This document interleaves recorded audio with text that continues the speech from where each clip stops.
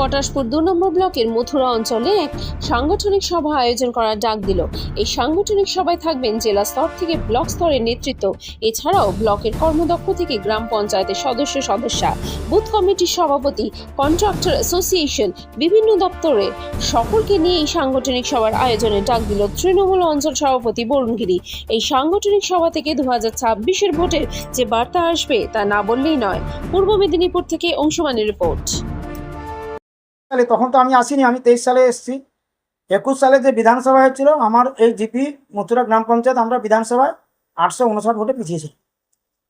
আমি 23 সালে গ্রাম পঞ্চায়েত ভোটে আমি তার নবজোয়ারের সময় থেকে এসেছিলাম। সেখানে এসে 2174 প্লাস করে 16টা পঞ্চায়েত আমি দখল করে অঞ্চলটাকে দখল করেছি। সেখানে আমরা ক্ষমতায় এসেছি, জিতে এসেছি, জনগণের রায় নিয়ে এসেছি। লোকসভার ভোটে আমরা 328 ভোটে হেরেছি। আমরা হারটাকেই স্বীকার করি। হয়তো মানুষের কাছে আমরা ঠিকমতো পৌঁছাতে পারিনি, কিছু ত্রুটিবিচ্যুতি আমাদের থাকলেও থাকতে পারে, আমরা নতুন এসেছি।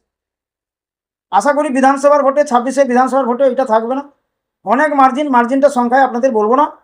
তবে মানুষের যা ছাড়া আমি একটা জিনিস বিশ্বাস করি, আমরা যদি মানুষের কাছে 365 দিন থাকি, মানুষকে যদি সম্মান দিই, মানুষের সঙ্গে থাকলে, মানুষের সঙ্গে কথাবার্তা ভালো করে বললে, মিশতে শিখলে 2026-এ আমাদের কাছে তৃণমূল কংগ্রেস জেতাটা কোনো ব্যাপার না।